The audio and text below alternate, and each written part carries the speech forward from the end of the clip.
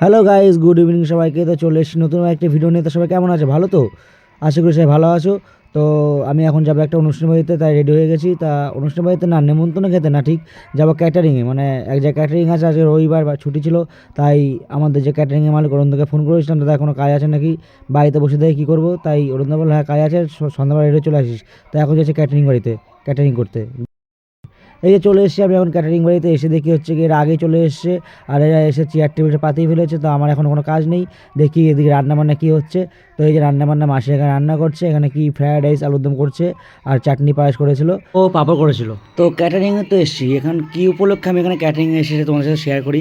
Guarantee দিয়ে বলছি বস, মন ভালো হয়ে যাবে। দেখো, কৃষ্ণ হরে কৃষ্ণ কৃষ্ণ কৃষ্ণ হরে হরে হরে রাম